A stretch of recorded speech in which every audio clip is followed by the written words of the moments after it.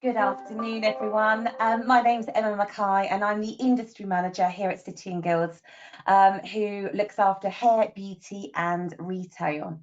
So this afternoon, I am here to lead a presentation for you all via our webinar platform on the endpoint assessment for the Level 3 Advanced and Creative Hair Professional.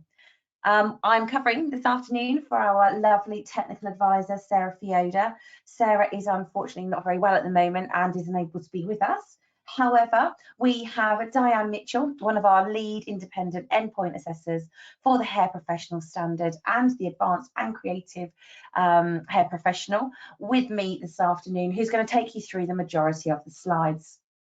So you'll be able to see on the screen in front of you that we have a preparatory slide.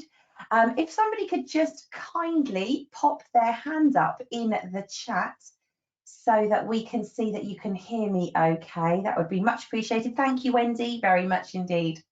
So everybody is in listen only mode. We do have the hand raising available within the chat function there. However, we've got a great deal to get through this afternoon, so please do excuse us if we don't get a chance to acknowledge that your hand is raised. We do also have a question asking function on the right hand side of your screen.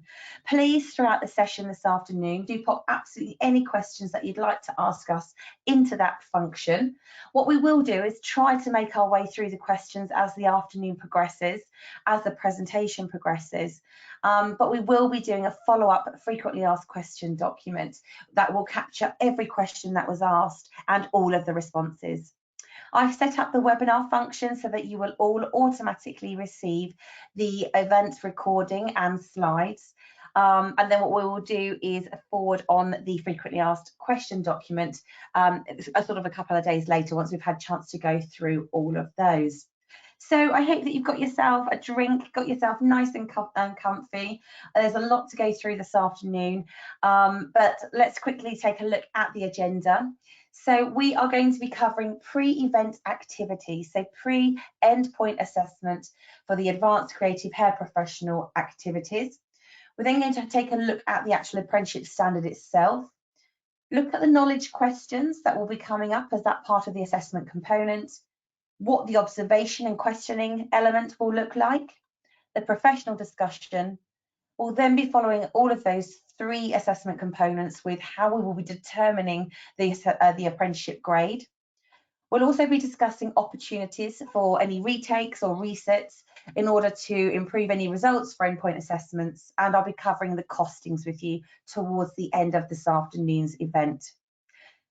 So I'd like to hand you over to Diane. Diane is going to be taking you through the majority of the slides this afternoon, whilst I'll be here in the background, and I will speak to you later on this afternoon. Many thanks, Diane.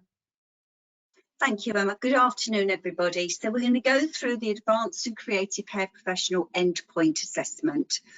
Obviously, this was approved in February 2020, but due to COVID-19, obviously, we're probably now approaching the time where maybe some apprentices will be ready for their endpoint assessment or preparing for endpoint assessment. So this has just come from the apprenticeship standard, where we talk about what is the typical job roles of an advanced and creative hair professional. And we're looking at creative hairstylist, advanced senior stylist, senior hair professional, or specialised technicians. You probably all have seen from the iFate website. Sorry, it's just not clicking on now.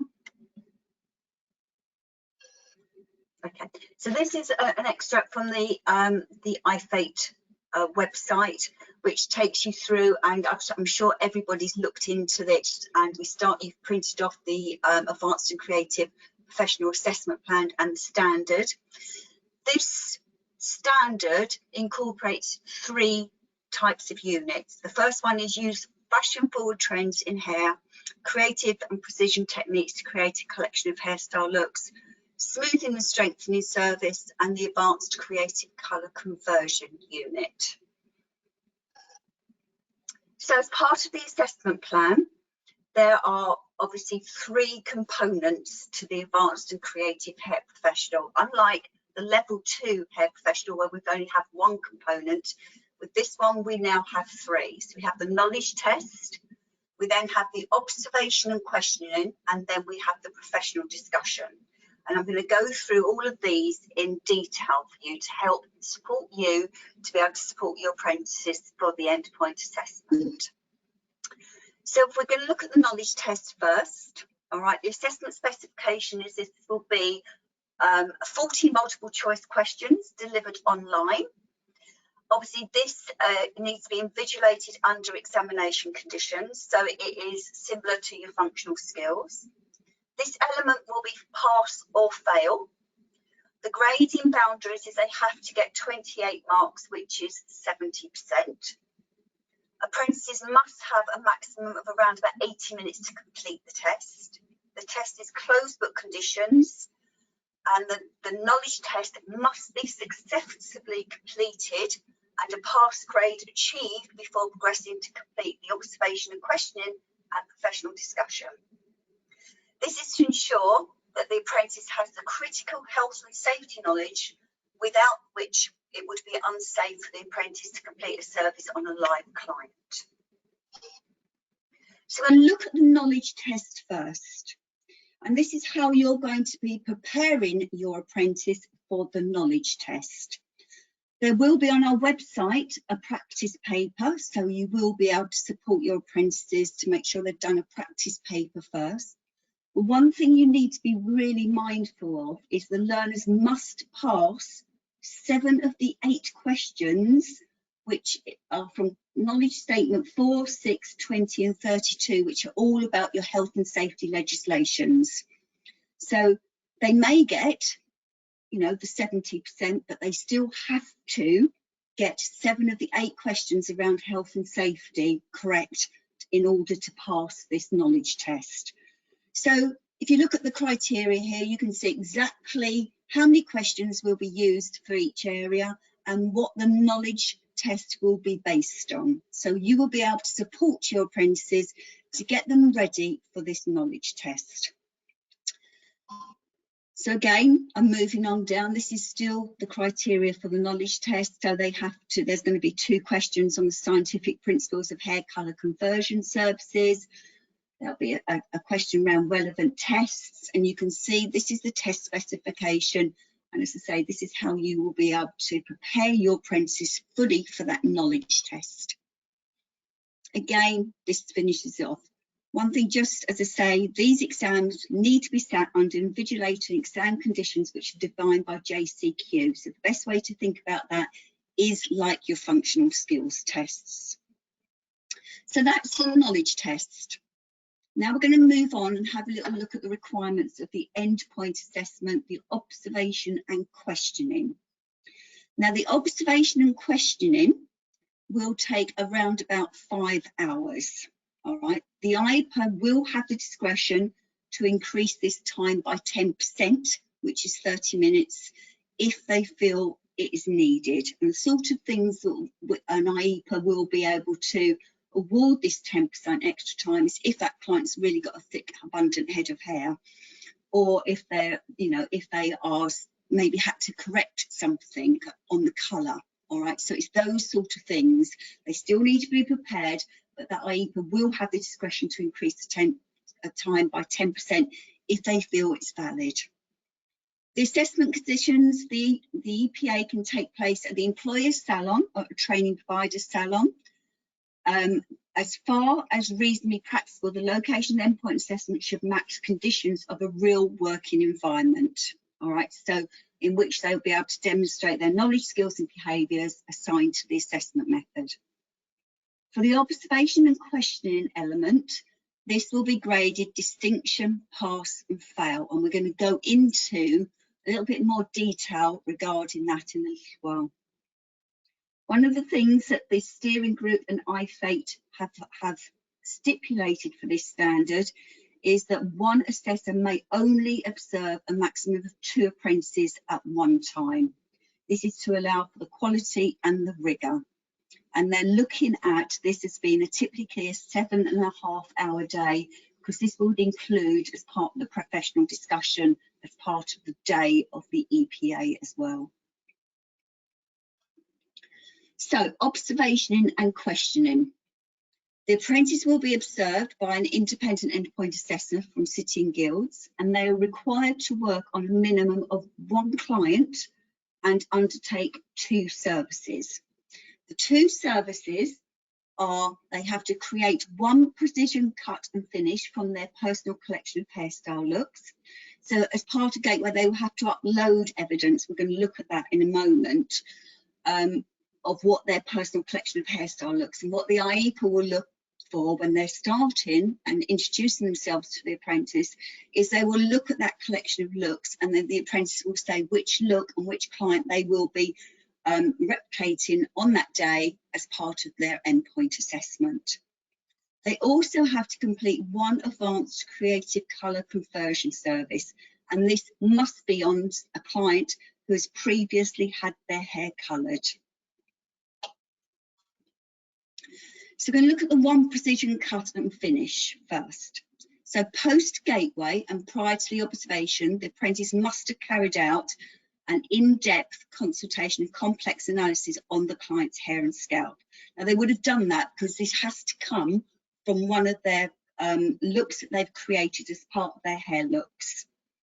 So, but at the start of the observation, for the precision cut and finish, the apprentice will need to discuss briefly and confirm with the client the prior in-depth consultation. So they have to reconfirm that with the client, that this is what I'm going to do, and go through the complex analysis of the client's hair and scalp. They have to do that, all right? They can't forget to do it. They have to do it, and it's been stated in the assessment plan this will take roughly around about 5 minutes. And the 5-minute consultation is included in the overall 5-hour observation time. So the evidence they must provide is that the apprentice has completed an in-depth consultation and analysis of the client's hair and scalp, analysed factors influencing the design and creation of the hairstyle look, planned and created evidence and evaluated a look from their collection of looks, because this whole area here is linked to the collection of hairstyle looks. Now, one of the queries that I had, which I went back to the steering group, because from experience with endpoint assessment with the level 2 hair professional, it's happened quite frequently that maybe the clients let them down on the day of endpoint assessment. So I have raised this as a concern with the steering group, and they came back to me with a definitive answer which will be added to the frequently asked questions. So the question that I asked them is, what happens if the client from the apprentice's hair collection of looks from the Advanced and Creative Hair Professional Standard lets the apprentice down and is unable to attend the EPA?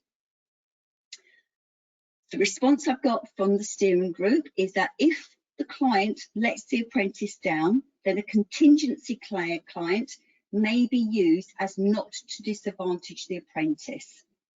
The apprentice will have to replicate either the same look or one of the other looks from their collection, but it must be from the collection of looks at which they would have submitted to the IEPA when they arrived, on another client. The apprentice will need to let the IEPA know which look from the portfolio they will be recreating before commencing the EPA. So that was one area that's really concerning me, that I know from past experience that so many clients do let them down on the day. So my advice would be that you have somebody from maybe a backup model from the collection anyway, to just in case that happens, that you can call on, because it's going to be really difficult on the morning to try and find another model to be able to replicate one of these looks. So that is something you need to bear in mind. So from the precision cut and finish, the following activities must be observed during the observation and questioning. So the apprentice must create 1 precision cut and finish from their collection of hairstyles. The IEPA will be checking for safe working practices and effective communication. They'll be checking their section and cutting guidelines to achieve the required look, their precision and personalised cutting techniques tailored to suit individual characteristics, their preparation, fashion, styling, dressing and finishing techniques, and that they're using relevant products, tools and equipment. Now, one of the queries that I think will come up is, what is a precision cut? And a precision cut, the clarification of it, is a cut that uses strong, accurate, clearly defined lines with solid edge and zero elevation. So you have to make sure that that cut that they're doing as part of their collection of looks is a precision cut. All right, so I've just put a few pictures on here that replicates that precision cutting looks. Okay, we're going to move on to the second part, the second service. As I say, this could all be on one client. All right, it could be on two, depending on that apprentice and what they feel they would like to show on the day of endpoint assessment. So again, post gateway and prior to the observation, the apprentice must have carried out an in-depth consultation. But again, at the start of the observation, the apprentice will need to discuss briefly and confirm the client, the prior in-depth consultation that's been completed and complex analysis of the client's hair and scalp. The apprentice will also have to discuss and show the outcome of the tests that have been completed. Again, this brief discussion will form part of the observation and should be a maximum of 5 minutes. The 5 minutes consultation is included in the overall 5-hour observation time. The evidence provided must show that the apprentice has completed the in-depth consultation analysis and the outcome of any test, and analysed any influencing factors with the selection of advanced and colour conversion techniques used. So, service 2, the apprentice must complete one advanced creative colour conversion on previously coloured hair, and it must be over 30% of the hair, to include effective safe working methods and communication. They must be able to change the depth and tone of the hair in accordance with the legal requirements and following manufacturer's instructions. They need to make sure that they're using creative sectioning techniques. Don't forget, this has got to be a creative colour conversion, and it needs to be personalised, the colour result, to enhance the finished look. They need to show toning through bespoke creative formulation, colour blending and shading, the resolution of problems that may occur during the creative colour conversion service. They need to be able to, if anything does happen, they need to be able to resolve those issues for that client. So I'm going to go through the grading criteria. I've just put on here some of the descriptors that have come from the standard, just to confirm some of this terminology that they're using. I won't read through these now, but they're there for you to be able to confirm what the term passion or creativity or talent means. So I'm going to look through the grading criteria. Now, obviously, to prepare your apprentices for the endpoint assessment, you need to be able to know what they need to do to get a minimum of a pass, and what they're going to try to do to be able to strive for a distinction. Now, in order for an apprentice to achieve a distinction, they have to achieve all the pass criteria, and they have to achieve all the distinction criteria. All right, there's nothing in between. To get a pass, they have to meet everything. To get a distinction, you have to meet all the pass and all the distinction criteria. So there's some aspects that doesn't have any distinction criteria, but there are things that do. So if you look at skill 4, which is obviously to get a pass, you have to maintain communication with your client throughout.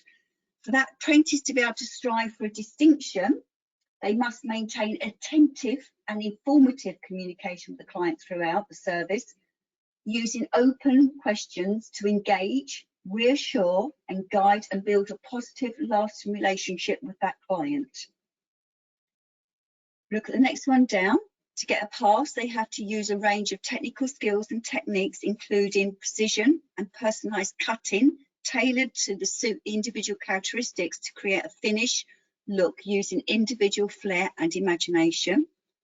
If you want to try and get your apprentices to strive for distinction, they have to creatively adapt, combine with flair and passion, a range of advanced technical and precision techniques to a superior quality to create and style the finished look with attention to detail. I'm going to flick through to the next page. And again, I'm going to just look at the grading criteria where you've got the pass and then you've got the distinction. So if we look at skill 18, they have to maintain communication with the client throughout the advanced creative colour conversion. So you can see a bit of a pattern here. The elements that again they can strive to get distinction in is all about that client care and that communication with the client. So it tends to be around the communication and then their technical skills. So again, how they're being attentive to that client, how they're building that positive, lasting relationship with the client if they want to strive for distinction. And then for the colouring, for the knowledge 34, 37, 38, skills 21, 22 and 23, they need to use creative technical skills, sectioning, formulation, colour blending, shading, the application and finishing techniques to create a bespoke creative colour conversion service, and change in the depth and tone of the hair. Now, if they want to strive for distinction, they need to use and adapt a range of technical skills, consistently showcasing their passion, creativity, talent and flair whilst completing the colour conversion service. Just looking at the last two on the descriptor tables, you've got to get a pass, they need to use and apply the relevant products, tools and equipment in accordance to legal requirements and manufacturer's instructions. Again, to get a distinction in that area, they need to consistently showcase their individual flair, creativity and imagination in order to provide a unique creative colour conversion service. They need to adapt a range of products, tools and equipment tailored to suit individual client characteristics and hair classifications and characteristics. So you can see quite clearly what they need to do to get a pass and what they need to do to get a distinction. To get a distinction, as I say, they have to meet all areas I've just been through and achieve a distinction in all areas to be able to get a distinction overall. Now, just the last bullet point on here, one of the things they have to do for to show that they get a pass is demonstrate tenuous approach to problem solving, identifying root causes and ensuring these are resolved to a satisfactory end. Now, that is a practical skill.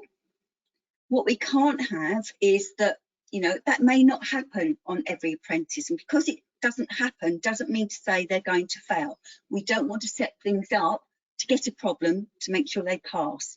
I'm going to go on to the next slide, because if it doesn't happen on the day, it's not an issue. But what will happen is the IEPAs will then have to make sure they question that apprentice. If that did happen, what would they do? Because the questioning part isn't like the oral questions that are performed as part of the hair professional, which will happen at the end. With the questioning element, 2 questions have to be asked for a maximum of 5 minutes after each of the services. So after the precision cut is finished, the IEPA will then go up to each of the apprentices. Don't forget there will only be 2. That's why we are able to do this. And they will ask 2 questions around that service that apprentice has just carried out on that precision cut, about anything they need further clarification on, or maybe to question it to see what they've done to maybe see if they could strive to get a distinction.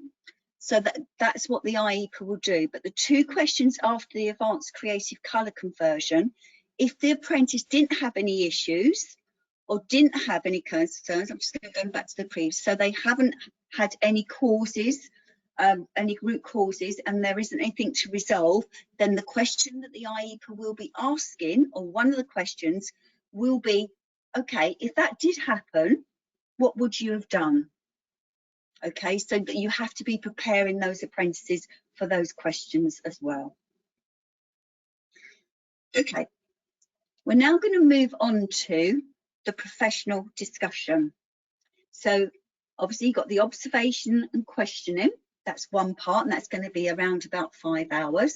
Okay, with the extra 10% if the IEPA feels there is a requirement to be able to award that to the apprentice. And then once both apprentices have failed, they will then move on to do their professional discussion.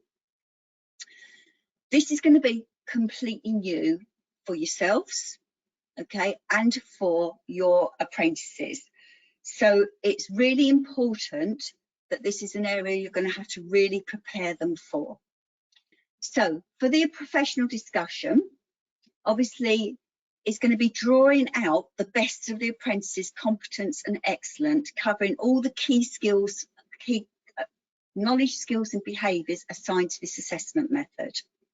So assessment conditions, this assessment will take the form of a professional discussion and will draw out the best of the apprentice. This will be done on a one-to-one basis with the apprentice.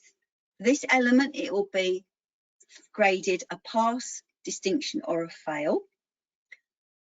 The rationale for this assessment method is that the apprentice will be able to talk through, there's obviously some areas within the standard that isn't covered, such as colour correction and smoothing and strengthening, and obviously they will be able to use their collection of hairstyle looks to support this professional discussion. So let's look at the collection of hairstyle looks. This is the portfolio of evidence that will need to be submitted prior to the endpoint assessment. In the standard, it talks about 17, typically 17 pieces of evidence, okay? But one piece of evidence can be mapped against more than one knowledge, skill and behaviour. I'm going to go through this in a little bit more detail in a moment. The collection of looks can be in any format, as long as it's legible and can be uploaded electronically to the chosen endpoint assessment organisation. The collection of looks should contain written accounts of activities that have been completed and mapped against the knowledge, skills and behaviours supported by appropriate evidence, including photographic evidence and work products. Progress review of documentations. We need witness testimonies maybe, and feedback from colleagues and or clients should also be included. Reflective accounts or self-evaluation by the apprentice cannot be included as evidence. A declaration of authenticity form must be signed by the apprentice and the employer alongside the collection of looks to make sure that, you know, it is clarifying this is the apprentice's work. Diane, sorry to interrupt. Just before you move on, the presentation is just showing the original slide and the next one. I don't know if you wanted to just click on to display settings so it's a full screen. Okay. Don't worry. Sorry. Don't worry if you're not able to. I didn't pick that up actually. Somebody's just popped it into the chat. That's brilliant. Thank you, and thank you to the person who raised that. Sorry, I didn't realise either. Thanks, Di. Okay, sorry about that. Okay, so the professional discussion will be conducted. Okay, I set out here. This is a one-to-one conversation with no other parties involved. So it's really important when you're planning where this is going to be, that you must make sure that it is in a room where there's going to be free from any distractions or interruptions. So you need to be thinking about appropriate environment.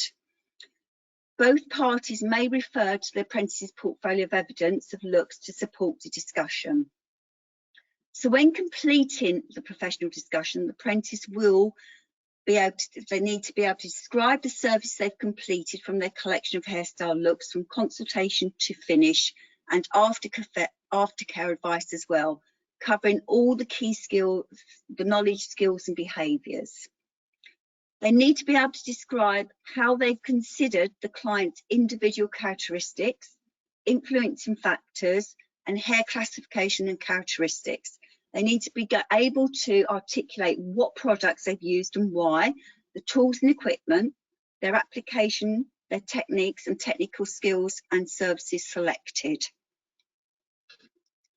Again, before I go through it, these are some of the grading descriptors that come up, but it's just different terminology to what maybe we've used in the past. So before we go in to look at what these 17 pieces of evidence are going to look like, again, I'm just going to go through the descriptor table from what is going to be, again, a pass and what they would need to do to be able to get distinction. And exactly the same for the observation and questioning. For an apprentice to be able to get a distinction for the professional discussion, they have to be able to meet all the pass criteria and then all the distinction criteria. So from the collection of hairstyle looks, they need to be able to explain how they researched and planned the fashion-forward hairstyle collection, explaining how they designed, created and produced the fashion-forward hairstyle collection, including models used, individual characteristics, influencing factors and media types of platforms used. To be able to strive for distinction, they need to showcase an extensive and broad imagination, creativity and individual experimental flair and approach into how they've researched, planned and designed and created the fashion-forward hairstyle collection.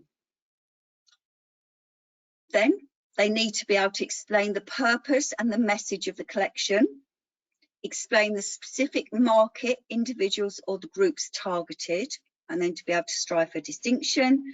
The purpose and the message of the collection was clear, succinct. Examples were highlighted of how they extended and broadened their thought. Moving on to the next page. Then they need to be able to explain their choice of visual medium and how it was used internally to present and promote their hair collection of looks. Then to get distinction, they need to be able to showcase their passion, creativity and talent in the presentation and promotion of their collection, highlighting examples of imagination and flair trends. So it could be seasonal, current and or fashion forward trends considered. Then they have to be able to evaluate the results of their collection against the research results to improve further practice. So that is the descriptors for the collection of looks. I'm then going to go on to smoothing and strengthening. Don't forget, we wouldn't have seen anything, the IEPA would not have seen any practical activities for smoothing and strengthening. So for smoothing and strengthening, they have to put forward evidence around obviously services they've done around the smoothing and strengthening. We're going to look at that in a little bit more detail in a moment. They need to explain how effective and safe methods of working were maintained throughout the service. Explain their findings and results in an in-depth, complex analysis of the client's hair and scalp, including any influencing factors. Need to explain the systems, processes and products, tools and equipment selected, why they were selected and how they were applied and removed. They need to explain the legal requirements for manufacturer's instructions and salon policies considered. Then the distinction criteria for this is to try and strive for a distinction. They need to showcase an expert familiarity with smoothing and strengthening services, highlighted examples of how they considered and tailored the smoothing and strengthening service to consider the influencing factors and characteristics and classifications. They need to explain the types of problems that may occur and they need to be able to resolve during smoothing and strengthening services. Explain how the findings were evaluated from the results of the service and explain the advice of provided, the aftercare advice provided on future services and products. Then moving on to the descriptor table for the advanced creative colour conversion and colour correction element. They have to be able to explain the reasons and techniques for pre-softening and pre-pigmentating, explain the reasons and techniques for obviously problem solving around pre-pigmentating and pre-softening. Then they need to be able to explain how to use, apply and combine and remove relevant advanced colour conversion and correction techniques, applicable products such as semi-permanent, quasi-permanent, all tools and equipment, and they need to be able to then go through how they would remove artificial colour, remove bands, recolouring hair treated with lightener, recolouring hair that has had artificial colour removed, correcting highlights and lowlights, pre-lighteners, colour removers for artificial colour in accordance to manufacturer's instructions. To be able to strive to get a distinction, they need to showcase a passion, creativity and talent in the presentation and approach to their work, highlighting examples of how they considered colour correction problems, discuss possible outcomes with the clients, use their technical skills, flair and imagination to provide solutions, how the advanced creative colour conversion, colour correction service was tailored to take into account influencing factors and hair characteristics and classifications. That seems an awful lot for them to be thinking about. So let's think about how we're going to put together that typical 17 pieces of evidence. Now, this is only an example, but we really thought as Sitting Girls it would be important to show you an example of how you could draw on those 17 pieces of evidence. It doesn't have to be 17, it could be only 10. You may have used the on-programme non-mandatory qualification, the 7004, and maybe you've picked up a couple of the assignments that we've created as part of that, as part of the fashion forward trends and smoothing and strengthening. If you have, then maybe you could use some of that evidence towards this portfolio, towards the 17, typically 17 pieces of evidence. So what you'll need to show is against each of the knowledge and skills and behaviours, how the evidence you have put forward is going to map to that area. So for an example, for these first areas, which is all about the research, examples of evidence, it's not exhaustive, but it could be mood boards, storyboards, maybe even something from social media platforms. Again, as part of the collection of looks, they have to put forward 3 different collection of looks. One must be using precision cutting techniques, which they're going to recreate one of them on the day of the observation and questioning. They have to do another collection, which is around advanced colouring techniques, and another one around creative styling techniques. Now, we put some guidance in our documentation to say what is classed as a collection. And we've stated in there that a collection is typically more than 2 models or 2 looks, all right? So it has to be minimum of 3, all right? So you have to have at least a minimum of 3 looks for it to be a collection of looks. So again, this could be mood boards, storyboards, it could be social media, it could be style books, it could be any multimedia. So multimedia could be, they could put together a PowerPoint presentation to be able to showcase their work. So the next bit is around presenting, how they presented that collection of looks. So again, I've grouped these 5 together, these 4 together, and this could be evidence 5, which again could be types of evidence, could be multimedia, mood boards, storyboards, style books. Evidence 6 could be, it's all around client consultation, and this is all about your smoothing and strengthening services. So this again could be consultation forms. It could be that you've done the assignment and you want to put forward some of that evidence. It could be case studies. So again, it's drawing out what your apprentices have done and the best way for them to be able to showcase and to prepare themselves properly for this professional discussion. Now, don't forget, with a professional discussion, it's unlike oral questioning. A professional discussion has to be led by the apprentice, all right? So the apprentice needs to be able to lead the conversation. They're the person that's supposed to be presenting and performing this. So again, just going through the colouring aspects of how you can draw out different evidence against it and different types. So I've just collated things into different areas where you could put forward as the evidence. But again, it could be in assignment, it could be a PowerPoint presentation, however you feel best that's going to support that apprentice in presenting this to the IEPA. The last piece of evidence, okay, this is again linked to behaviours, and it's all about their professional development, how they're going to promote own professional development, embrace continued development and improvement. So again, these are behaviours that have to be able to put forward this evidence as well. So when we're talking about different things that can put forward for portfolio of evidence, it could be mood boards, it could be storyboards, it could be assignment, it could be case studies, PowerPoint presentations. I think the PowerPoint presentation would really support an apprentice because they've got something that is prepared that they can talk through in a logical order with different prompts for them to be able to remember what they've done.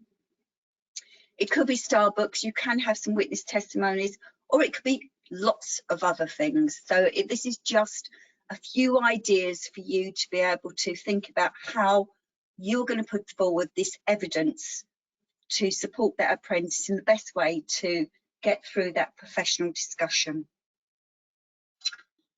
Again, here I put an example of a collection of looks. I've used male clients here because, again, there's nothing in the apprenticeship stand in this that say it can't be done on male clients. So that precision collection of looks could be on male clients, and that's why I've just used one. I've used 3 because that's the minimum you should be using, is 3 different looks to put forward as a collection of looks. So let's look at determining the apprenticeship grade.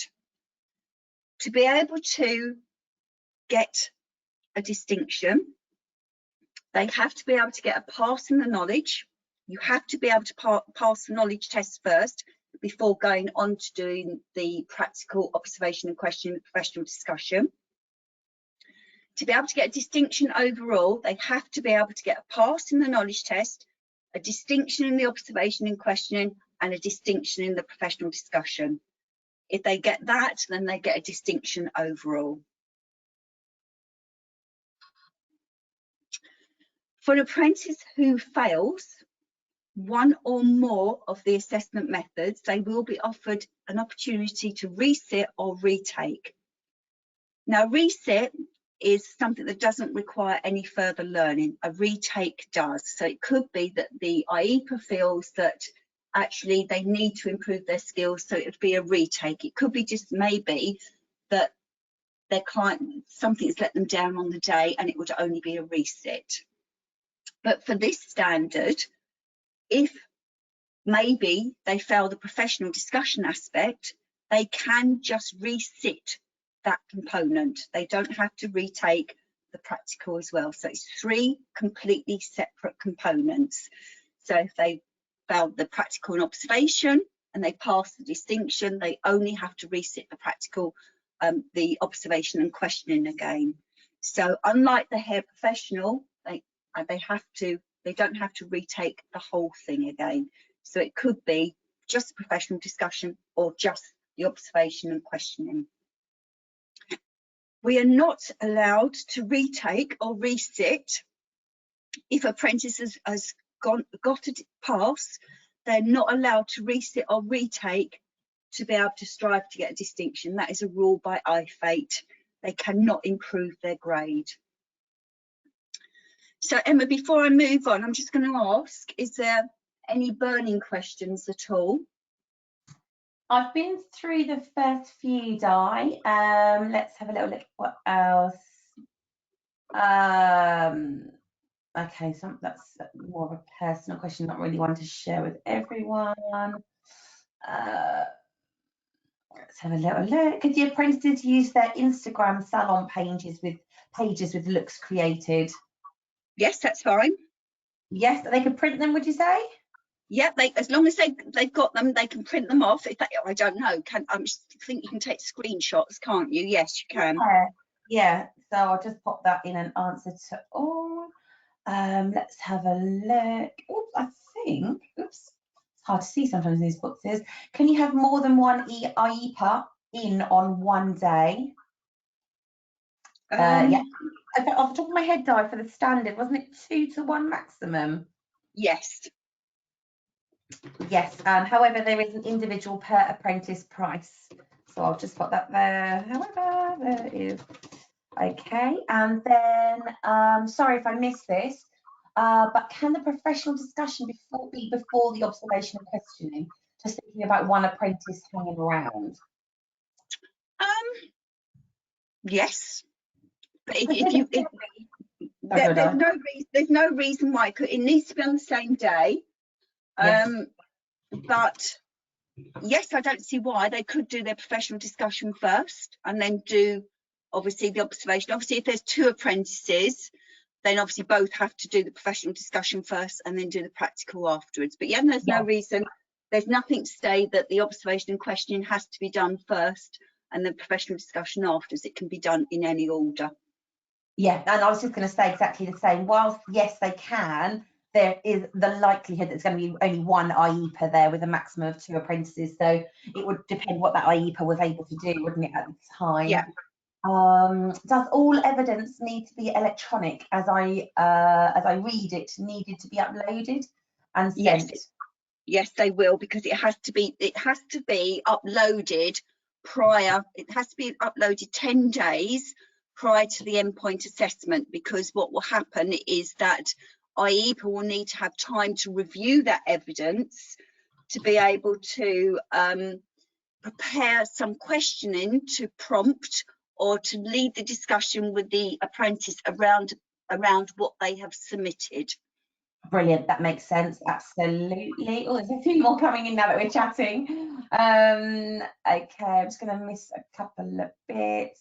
If you have 4 apprentices with 2 IEPAs, can it be done on one day? Yeah, Alison, you can. I think if we've got availability and you've made the booking, we can send more IEPAs, can't we, Di, for more apprentices? Yeah, as long as there's the space and making sure that you have got the available rooms to be able to, have 2 IEPAs. It depends if you do the professional. One group maybe do the professional discussion first and then the practical afterwards. It depends on your facilities and how you can accommodate the professional discussion. Brilliant. Yeah, I've just typed that in. Oh, I think I've typed it in the wrong box, so do forgive me, I've clicked on the wrong one. Let's have a look. Sorry, Gemma's come back to say sorry. She was thinking one could start slightly earlier with the professional discussion, then both do the practical. Oh, yeah, that's a good idea. Then they both do the practical at the same time, and then the other one does the professional discussion at the end.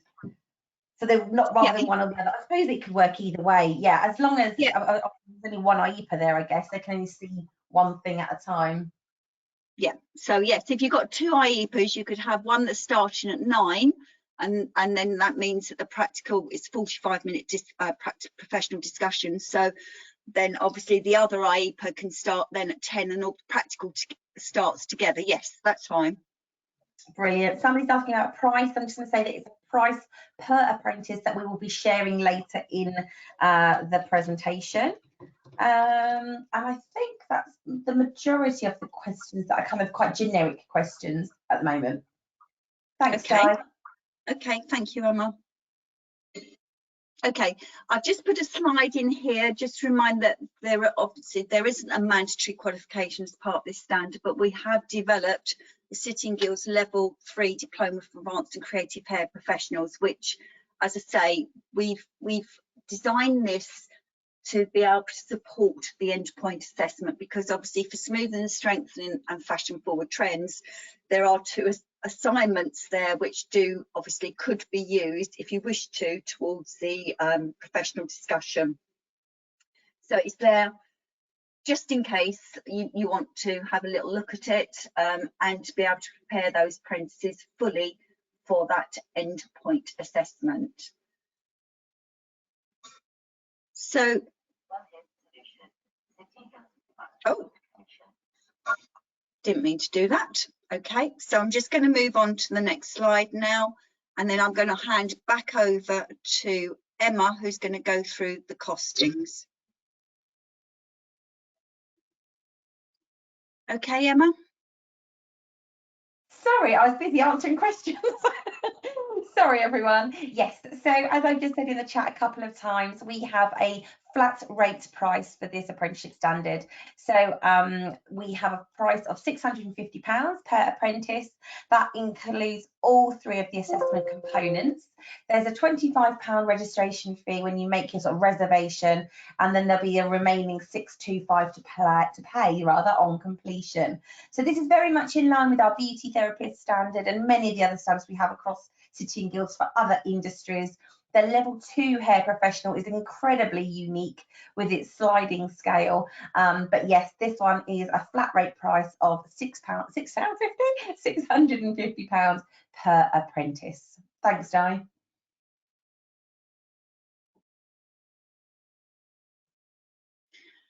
Okay, that is then just giving us a little bit more time now for any more questions, if anybody's got any other questions. Okay. So Emma, should we have a quick look? Yeah, I'll just go through anything that I haven't covered. So we did have questions that I answered earlier around sort of audio settings, the normal bits and pieces like that. Will we be sent the recording? Yes, I have set up the webinar so that 24 hours-ish after the presentation has gone live on the webinar, everybody who's registered for the event, so attendees and those who haven't been able to attend, will receive the recording. Do both the EPAs need to be level 3, or can we have some level 2 and some level 3?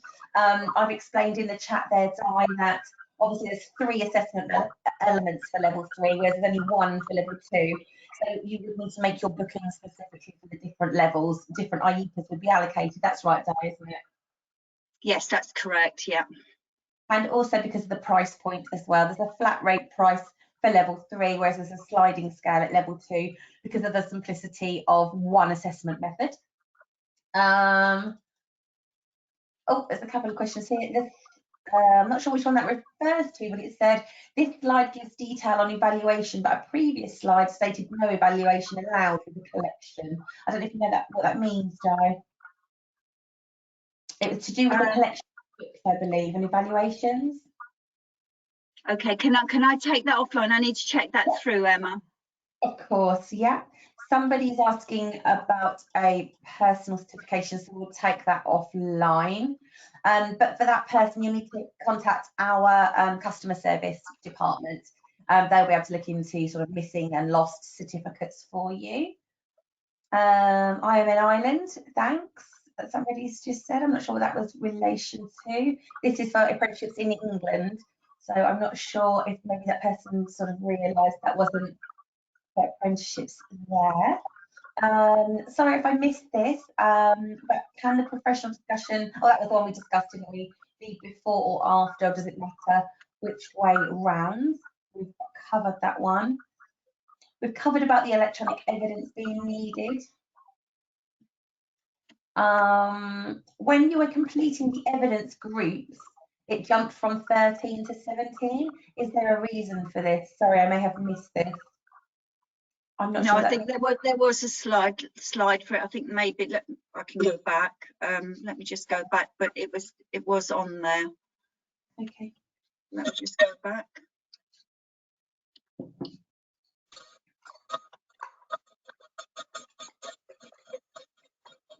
Okay, so here we got the evidence. So we've obviously got evidence 1, 2, 3 and 4, then 5, then 6 and 7,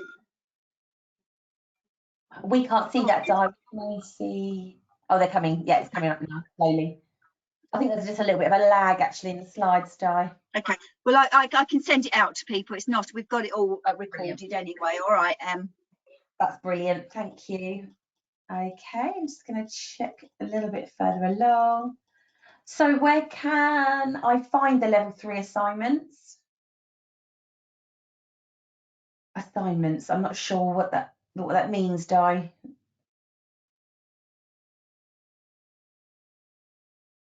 Di? Oh, I think we might have lost Diane. Sorry about that. Sorry, yeah.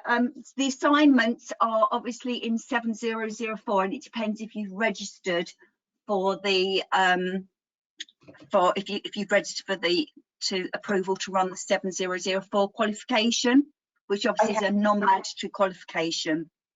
So is that, Diane, on our website? Yes, it's on our website. It's under 7004. All the assignments are on there. Brilliant, I've just shared that one. Is there an upper limit to pieces of evidence? No, there's not an upper limit. No upper limit. Lovely, I'm typing in the box as we go. Will the slides be emailed out? The recording is emailed out, so yes, the slides and the recording together will be there. How much would a resit cost per learner, please? So the resit is broken into 3 elements, so it's broken into the 3 different assessment components. We don't have the actual resit individual prices on us today, but they're on Wall Garden, and also we can put them in the frequently asked questions document, Diane, can't we, afterwards? Yeah. A couple of people asking for slides, presentations, and saying thank you. Okay. We will either have to close salons or lose income. Okay, I think that's a personal, specific business one. So we can maybe come back to Alison afterwards separately, Di, offline. Okay. Yeah, another person asking for the slides. Yeah, the slides and the recording. Oh, sorry. Will we have the slides as well as the recording? The GoToWebinar platform sends the recording automatically. We could send out the slides, couldn't we, Di, as a PDF when we do the frequently asked questions document? I think that wouldn't be a problem. No problem. Yeah, no problem. Thanks, Alfredo. Yes, we'll do that. James asked if the colour conversion was completed in the look collection on a model. Will this have to be recreated on a different model? Sorry, say that again, Emma. If the colour conversion was completed in the look collection on a model, will this have to be recreated on a different model? No, that's fine. It's not a problem at all for that element. So no, that's fine. And don't forget, it all could be on one client. So you could have one client that you've done from the precision cutting looks, which is obviously still part of the colour conversion looks as well. And maybe you've used that same client across 2 different collections. That's fine. That's not a problem.